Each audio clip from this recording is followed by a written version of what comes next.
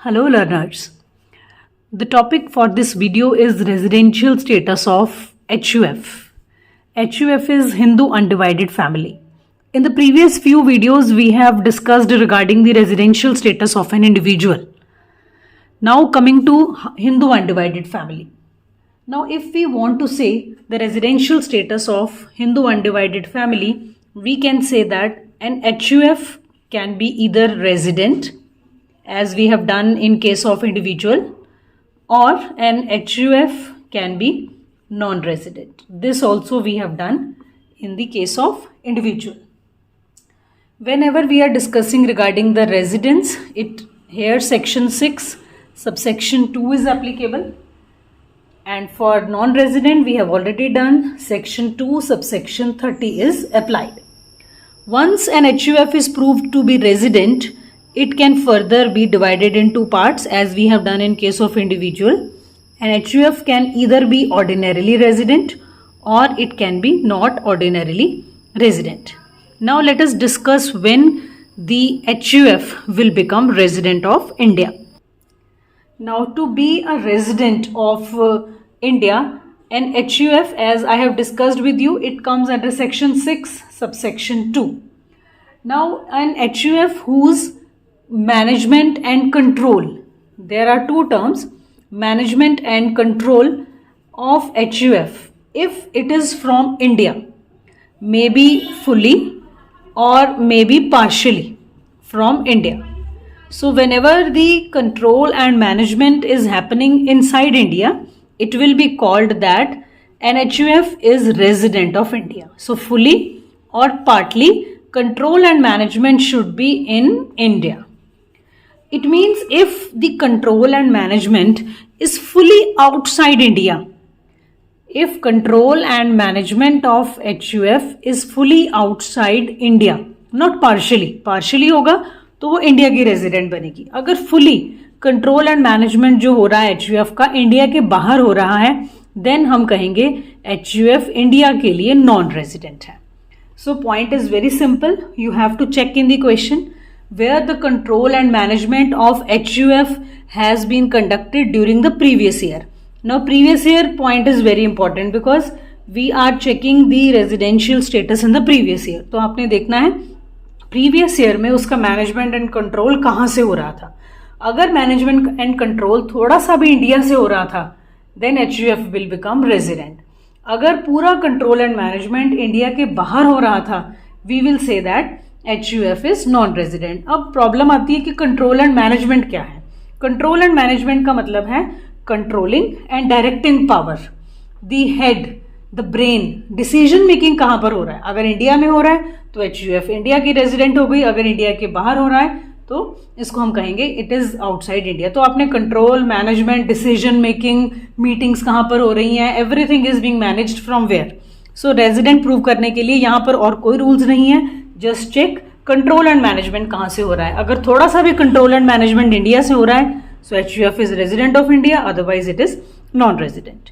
अब अगर आपने प्रूव कर दिया कि HUF रेजिडेंट है, तो रेजिडेंट प्रूव करने के बाद फिर हम चेक करते हैं whether the HUF is ordinarily resident और not ordinarily resident. Now ordinarily resident HUF कब बनेगी? जब आपने जो उसका हेड है HUF का कर्ता, उसका आपने दो कंडीशन कर्ता के लिए चेक करी जाएंगी. नाउ व्हाट हु इज कर्ता? कर्ता is generally the senior most male member of the Hindu undivided family. He is like head of the family and he is managing all the affairs of the family. जो आपका head है, जिसको मुखिया बोलते हैं. सो HUF में जो भी हेड है कर्ता, उसके ऊपर हम दो कंडीशंस लगा कर देखते हैं. ये वही दो कंडीशंस हैं जो हमने इंडिविजुअल के लिए चेक करी थी पीछे. कौन सी दो कंडीशंस थी? First, he should be resident in 2 out of 10 previous years. जो हमारा previous year है उसके पिछले 10 साल चेक करेंगे. अगर किन्हीं 2 सालों में वो resident निकलता है करता, we will say that पहली कंडीशन पूरी हो गई. अब resident क्या होता है? वही सेम 182 days और 60 days plus 365 days. तो आपने कर्ता के लिए वो एडिशनल कंडीशंस चेक करनी है. If he is resident in 2 out of 10 previous year, immediately proceeding the current previous year. ठीक है, हमारे प्रीवियस ईयर के पिछले 10 साल चेक करेंगे. उसमें से अगर किन्हीं दो में भी वो रेजिडेंट निकलता है, पहला कंडीशन पूरा। दूसरा condition, we will check 7 previous years, हमारे प्रीवियस ईयर के पिछले 7 साल चेक करेंगे। His total stay should be minimum 730 days. अगर वो इंडिया में 7 साल में 730 डेज रहा है और ये कंडीशन भी सेटिस्फाई होती है, फिर हम कहेंगे जो हमारा कर्ता है वो ऑर्डिनरीली रेजिडेंट है और HUF का स्टेटस माना जाएगा रेजिडेंट एंड ऑर्डिनरीली रेजिडेंट। अगर ये दोनों कंडीशन या इनमें से एक भी पूरा नहीं होता, then we will say that HUF is not ordinarily resident. तो ऑर्डिनरीली रेजिडेंट बनने के लिए दोनों कंडीशंस पूरी होनी जरूरी हैं। अगर एक या दोनों नहीं हो रही हैं, then we will say that HUF is resident but not ordinarily resident. But ये आपने तभी चेक करना है अगर आपकी HUF का कंट्रोल एंड मैनेजमेंट इंडिया से हो रहा है। So this is all about residential status of HUF। एक छोटा सा एग्जाम्पल भी देख लेते हैं हम। अब ये एग्जाम्पल है, मिस्टर एक्स है, करता है HUF के, and property of the HUF is in UK। During the previous year he came to India. अब मिस्टर एक्स इंडिया आ रहा है फॉर 15 डेज और he is going back leaving his family in India. अब आपने residential status निकालना है HUF का। अब HUF के रेजिडेंशियल स्टेटस के लिए आपने देखना है कंट्रोल एंड मैनेजमेंट कहाँ से हो रहा है। अब कर्ता जो है HUF का, HUF की प्रॉपर्टी ही UK में है, it means everything is in UK। HUF का कोई भी डिसीजन मेकिंग या management it cannot be from India because property he UK में है, राइट। अब वो इंडिया में आ रहा है और वापस जा रहा है अपनी फैमिली को लेकर, this is all irrelevant, not required.